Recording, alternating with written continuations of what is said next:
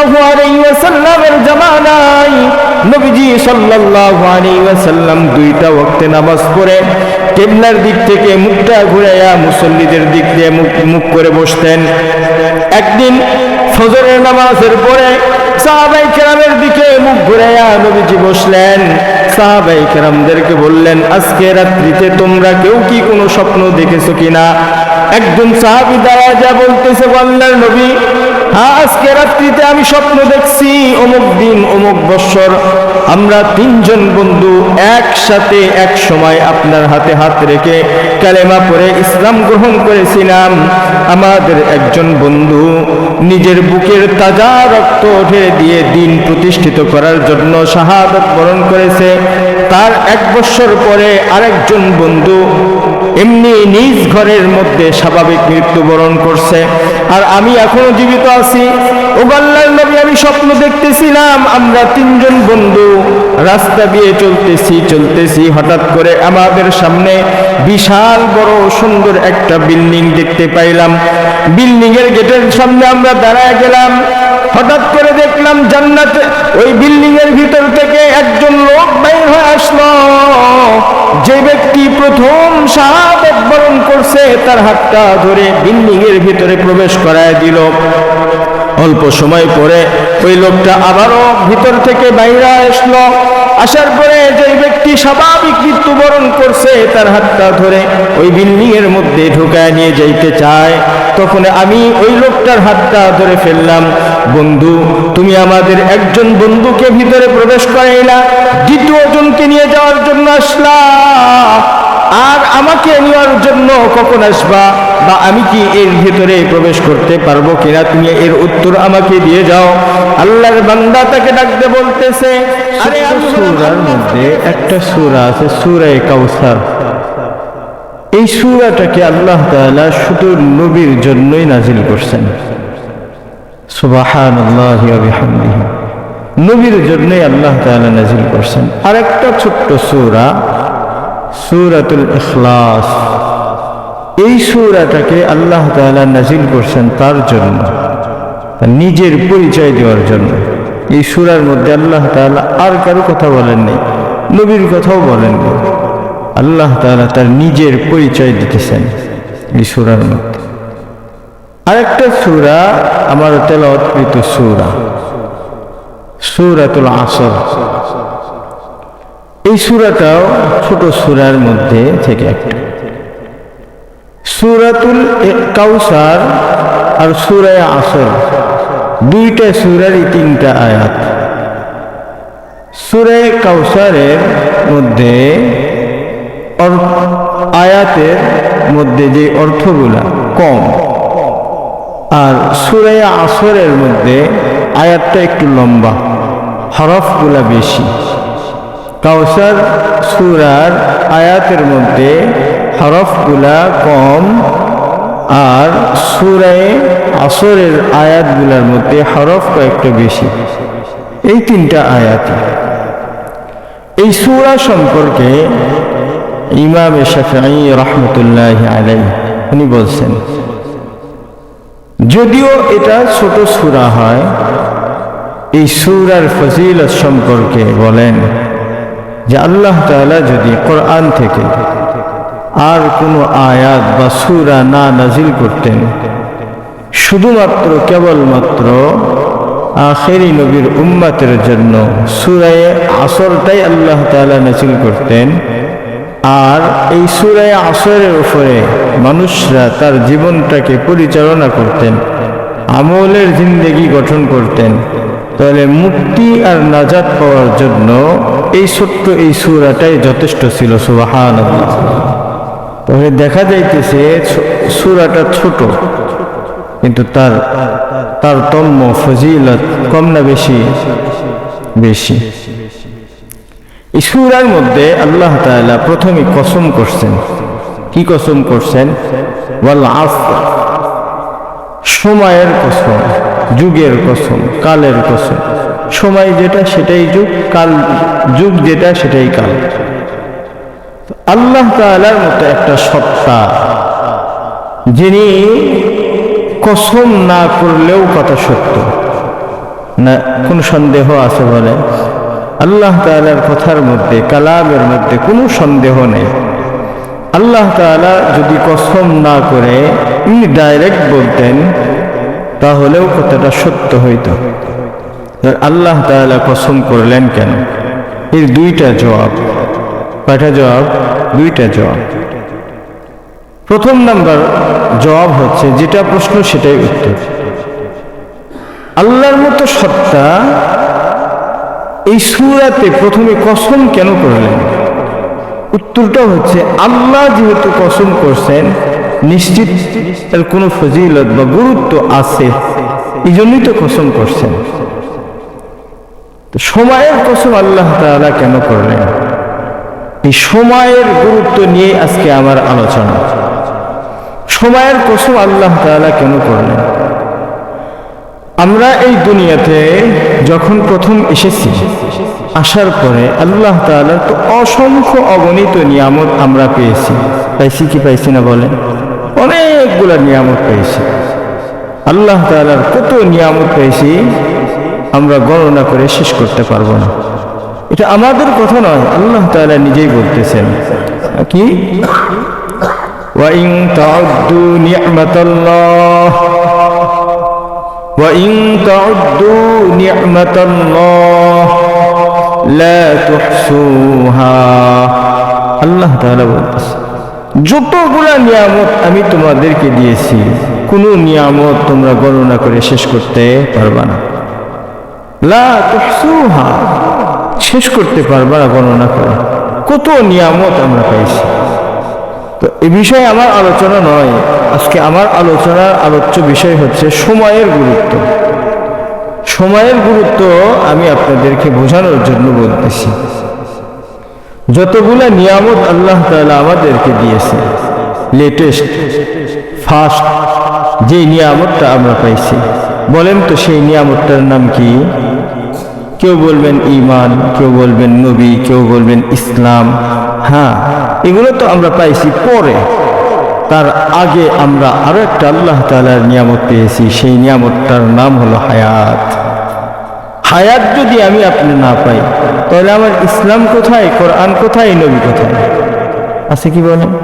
তাহলে সর্বপ্রথম যে নিয়ামতটা আমরা পাইলাম, সেই নিয়ামতটার নাম হলো আল্লাহ তাআলার দেওয়া হায়াত।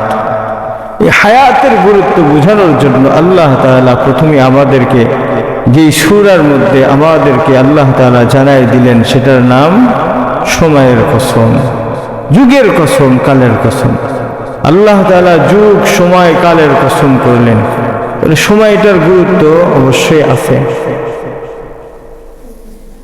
সময়ের গুরুত্ব কেমন আরো একটু আপনাদেরকে ক্লিয়ার করে বলি। আমাদের সমাজের মধ্যে একসাথে যমজ দুইটা সন্তান জন্মগ্রহণ করে। ইদানিং এই যমজ সন্তান জন্মগ্রহণ করার হার অনেক বৃদ্ধি হয়েছে, বেশি হয়েছে। আগে অত ছিল না, বর্তমানে যেমন বেশি, আগে এরকম ছিল না। এখন তো পেপার পত্রিকায়, ফেসবুক, ইউটিউবে দেখা যায় যে 3টা সন্তান হয়েছে, 4টা সন্তানও হয়েছে। হয়েছে কি হয়েছে না দেখা যায়। তো আল্লাহ তাআলা বলতেছে যে তোমাদের সন্তান নিয়ন্ত্রণ করার অধিকার নাই, সন্তান দেওয়ার দায়িত্ব আল্লাহ তাআলার। কাকে দিবে না দিবে তার জিম্মাদারি আল্লাহ তাআলা নিজের হাতে রাখছে। আমাদের সমাজের মধ্যে সন্তান নিয়ন্ত্রণ করার জন্য অনেক পদ্ধতি ব্যবহার করা হয়, হয় কি হয় না বলেন? আল্লাহ তাআলা যাকে 5টা সন্তান দিবে তাকে দিবেই। সন্তান হত্যা করা হইতেছে, এর দায়ভার আল্লাহ তাআলার সামনে আমাদেরকে দিতে হবে। যাই হোক, 2টা সন্তান জন্মগ্রহণ করলো, শরীয়তের একটা মাসআলা আমি আপনাদেরকে বলতেছি। আমি এই আলোচনা ইতিপূর্বে আরো কয়েকবার করছিলাম। একটা সন্তান জন্মগ্রহণ করেছে সুন্দর একটা বডি নিয়ে, হাত, পা, চোখ, নাক, মুখ, কান ইত্যাদি ইত্যাদি নিয়ে দুনিয়াতে জন্মগ্রহণ করছে। এই সন্তান মায়ের পেট থেকে ভূমিষ্ঠ হওয়ার পরে দেখা গেল তার মধ্যে জান নাই, প্রাণ নাই, মৃত সন্তান জন্মগ্রহণ করছে।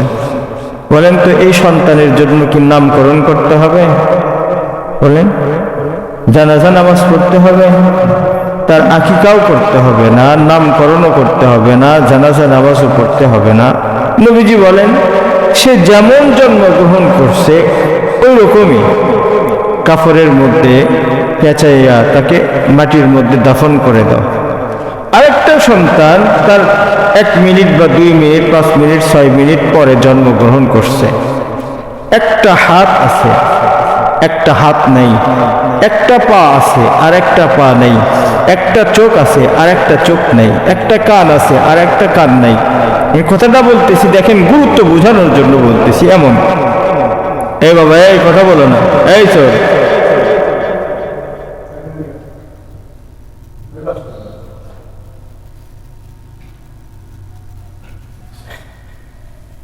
এই সন্তানটা দুনিয়াতে জন্মগ্রহণ করছে, করার পরে একটু নড়াচড়া করছে, কান্না করছে, আওয়াজ করছে।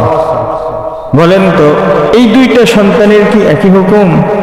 না, পার্থক্য আছে। পার্থক্যটা কি?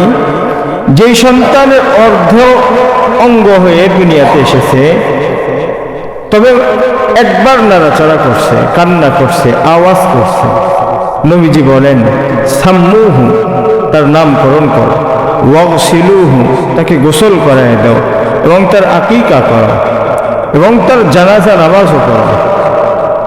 জানাজা নামাজ সম্পর্কে নবীজি বলেন, যদি কোনো ব্যক্তি মারা যায়, যদি কোনো মানুষ তার জানাজা নামাজ পড়ে, আল্লাহ তাআলা তাকে 1 কেরাত নেকি দান করবে।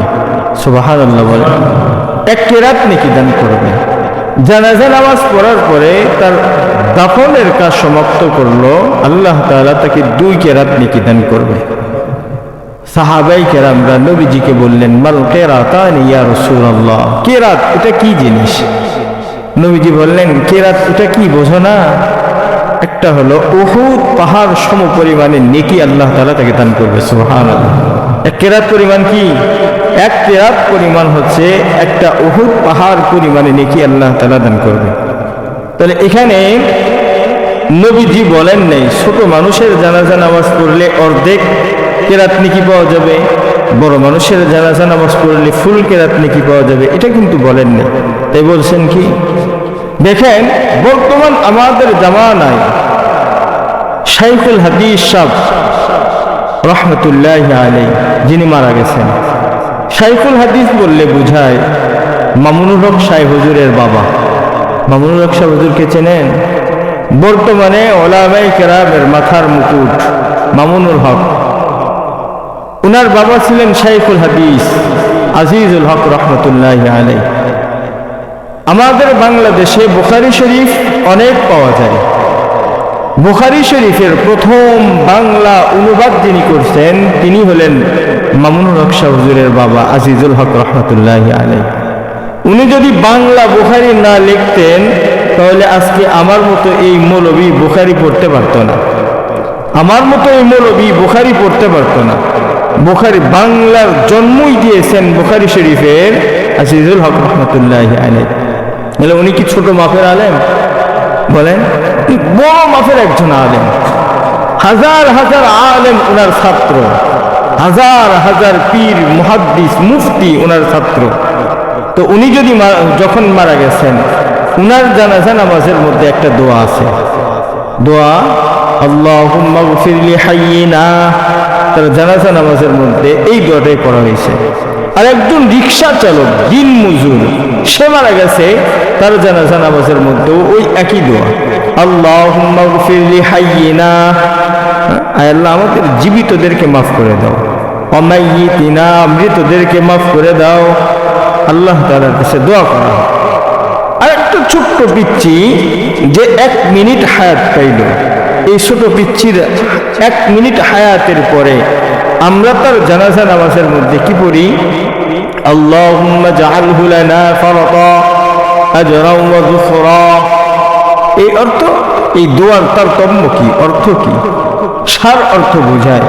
আয় আল্লাহ, তুমি আমাকে যে সন্তানটা দান করেছিলে, 1 মিনিট হায়াত পেয়েছিল, আধা মিনিট হায়াত পেয়েছিল, এই সন্তানকে আমাদের জন্য আশাফাআহু ইয়াউমাল কিয়ামা, কিয়ামতের দিনে আমাদের জন্য সুপারিশকারী বানায় দিও। সুবহানাল্লাহ।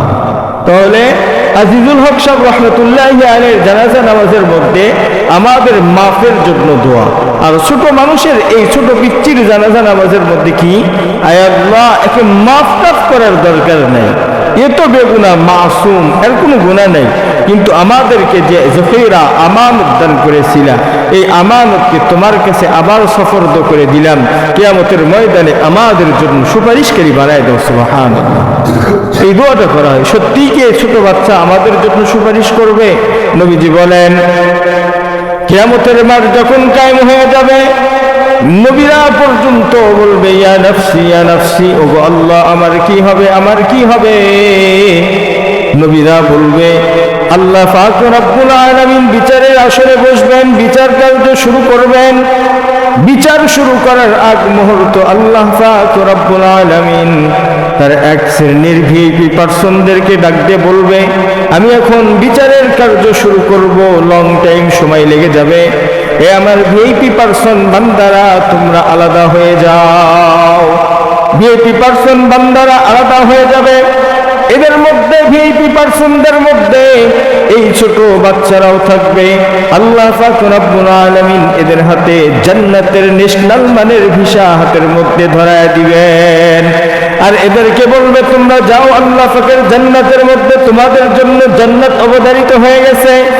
এই ছোট বাচ্চারা জান্নাতের ন্যাশনাল মানের ভিসাগুলা হাতের মধ্যে পাওয়ার পরে জান্নাতের দিকে ছোটাছুটি করবে না, পুরা হাসরের ময়দানের দিকে এরা দৌড়াদৌড়ি শুরু করে দিবে। ফেরেশতারা এই বাচ্চাদেরকে ডাকতে বলবে, এই ছোট বাচ্চারা হাসরের ময়দানের দিকে তাকিয়ে দেখো, পুরা হাসরবাসী আল্লাহ পাকের জান্নাত পাওয়ার জন্য পাগল, সকলেই জান্নাতের দিকে ছুটতেছে, আর আল্লাহ তাআলা তোমাদেরকে জান্নাতের ভিসা হাতের মধ্যে ধরায় দিল। তোমরা জান্নাতের দিকে না যেয়ে তোমরা হাসরের ময়দানে দৌড়াদৌড়ি করতেছো, কারণ কি? এই ছোট বাচ্চারা বলবে, যেই মা আর বাবার ঔরসে জন্মগ্রহণ করে 1 মিনিট হায়াত পেয়েছিলাম, আজকে হাসরের ময়দানে আল্লাহ তাআলা আমাদেরকে 10 দুনিয়ার সমান জান্নাতের মালিকানা দান করলেন। ওই মা বাবাকে তালাশ করতেছি, ওই মা বাবাকে আল্লাহ তাআলার সামনে নিয়ে গিয়ে আল্লাহ তাআলার কাছে ওই মা বাবার জন্য সুপারিশ করে আল্লাহ পাকের জান্নাতে নিয়ে যাওয়ার জন্য ছোটাছুটি করি। মা বাবাকে ধরে নিয়ে আল্লাহ পাকের কাছে যাবে, আল্লাহ পাকের কাছে সুপারিশ করবে, আল্লাহ পাক রব্বুল আলামিন তাদের সুপারিশ কবুল করে এদেরকেও আল্লাহ তাআলা জান্নাত দান করে দিবেন। 1 মিনিট হায়াত পাওয়ার কারণে হাসরের ময়দানে সুপারিশ করার মতো যোগ্যতা অর্জন করলো। তাহলে আমি আপনি দুনিয়ার মধ্যে 30 বছর 40 বছর আমাদের হায়াতটাকে খোয়া ফেললাম, আমি আপনি কয়টা দুনিয়ার সমান জান্নাত অর্জন করছি? একটু অন্তরটাকে প্রশ্ন করলেই উত্তর পেয়ে যাব। এই জন্যই তো আল্লাহ পাক রব্বুল আলামিন সময়ের গুরুত্ব বুঝানোর জন্য আল্লাহ তাআলা সময়ের কসম করছেন। আর এক জায়গার মধ্যে নবীজি সাল্লাল্লাহু আলাইহি ওয়াসাল্লাম বলেন, ইগতানিম খামসান ক্বাবলা খামস, 5টা জিনিস আসার আগে তোমরা এই 5টা জিনিসের কদর করো, সম্মান করো, মূল্যায়ন করো। 1 নাম্বার, হায়াতাকা ক্বাবলা মাউতিক, তোমাদের হায়াত থাকতে মৃত্যু আসার আগে হায়াতের কদর করো। হায়াতের মূল্য অনেক বেশি। আমি আপনি যদি দুনিয়ার মধ্যে 1 মিনিট হায়াত বেশিও পাই, আল্লাহ পাক রব্বুল আলামিনের যদি একবার তাসবিহাত বেশি আদায় করি, আল্লাহ তাআলা আমাদের জন্য জান্নাতের মালিকানা দান করে দিবেন। ছোট্ট একটা হাদিস বলে আমি আপনাদের কাছ থেকে বিদায় নিব। আল্লাহ নবী সাল্লাল্লাহু আলাইহি ওয়াসাল্লামের জামানায় নবীজি সাল্লাল্লাহু আলাইহি ওয়াসাল্লাম 2টা ওয়াক্তে নামাজ পড়ে কিবলার দিক থেকে মুখটা ঘুরাইয়া মুসল্লিদের দিক দিয়ে মুখ করে বসতেন। একদিন ফজরের নামাজের পরে সাহাবায়ে কেরামের দিকে মুখ ঘুরাইয়া নবীজি বসলেন। সাহাবায়ে কেরামদেরকে বললেন, আজকে রাত্রিতে তোমরা কেউ কি কোনো স্বপ্ন দেখেছো কিনা? একজন সাহাবী দাঁড়ায় যা বলতেছে, আল্লাহর নবী, হ্যাঁ, আজকে রাত্রিতে আমি স্বপ্ন দেখছি অমুক দিন অমুক বৎসর আমরা তিনজন বন্ধু একসাথে এক সময় আপনার হাতে হাত রেখে কালেমা পড়ে ইসলাম গ্রহণ করেছিলাম। আমাদের একজন বন্ধু নিজের বুকের তাজা রক্ত ঢেলে দিয়ে দিন প্রতিষ্ঠিত করার জন্য শাহাদাত বরণ করেছে। তার 1 বৎসর পরে আরেকজন বন্ধু এমনি নিজ ঘরের মধ্যে স্বাভাবিক মৃত্যুবরণ করছে, আর আমি এখনো জীবিত আছি। ও আল্লাহর নবী, আমি স্বপ্ন দেখতেছিলাম আমরা তিনজন বন্ধু রাস্তা দিয়ে চলতেছি, হঠাৎ করে আমাদের সামনে বিশাল বড় সুন্দর একটা বিল্ডিং দেখতে পাইলাম। বিল্ডিং এর গেটের সামনে আমরা দাঁড়ায় গেলাম। হঠাৎ করে দেখলাম জান্নাতে ওই বিল্ডিং এর ভিতর থেকে একজন লোক বাইর হয়ে আসলো। যে ব্যক্তি প্রথম শাহাদাত বরণ করছে তার হাতটা ধরে বিল্ডিং এর ভিতরে প্রবেশ করায় দিল। অল্প সময় পরে ওই লোকটা আবারও ভিতর থেকে বাইরে আসলো। আসার পরে যে ব্যক্তি স্বাভাবিক মৃত্যুবরণ করছে তার হাতটা ধরে ওই বিল্ডিং এর মধ্যে ঢুকায় নিয়ে যাইতে চায়। তখন আমি ওই লোকটার হাতটা ধরে ফেললাম, বন্ধু, তুমি আমাদের একজন বন্ধুকে ভিতরে প্রবেশ করাইলা, দ্বিতীয় জনকে নিয়ে যাওয়ার জন্য আসলা, আর আমাকে নেওয়ার জন্য কখন আসবা, বা আমি কি এর ভিতরে প্রবেশ করতে পারবো কিনা, তুমি এর উত্তর আমাকে দিয়ে যাও। আল্লাহর বান্দা তাকে ডাকতে বলতেছে, আরে আমি হলাম আল্লাহ পাকের ফেরেশতা, আর তোমরা যে বিল্ডিংটা দেখতেছো এটা হলো আল্লাহ পাকের জান্নাত। আমি আমার এই 2 জন আল্লাহ পাকের বান্দাকে জান্নাতের মধ্যে প্রবেশ করায় দিতেছি, আর তুমি তো এখনো দুনিয়ার মধ্যে জীবিত হায়াতের মধ্যে আছো, তুমি তো এখনো ঘুমের ঘরে স্বপ্ন দেখতেছো। ও বন্ধু, তুমি যদি তোমার হায়াত শেষ পর্যন্ত ঈমানের হালতে থাকো, তাহলে আমি তোমাকেও আল্লাহ পাকের জান্নাতে প্রবেশ করায় দিব। নবীজিকে বলতেছে, আল্লাহর নবী, ওই স্বপ্ন দেখার পর থেকে আমার অন্তরের মধ্যে প্রশ্ন জাগছে। নবীজি বলেন, কি প্রশ্ন বলো দেখি।